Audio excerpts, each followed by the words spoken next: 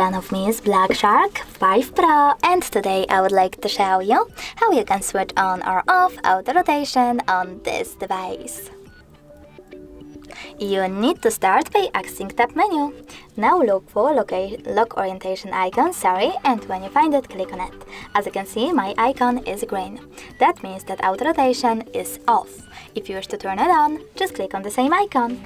But you can also go into settings and tap on display instead. Then scroll all the way down and click on this switcher next to auto rotate screen. If it's gray, that means that auto rotation is off. You can turn it on by choosing the same switcher. Thanks so much for watching. If you enjoyed this video, don't forget to leave a like, comment and subscribe. Bye!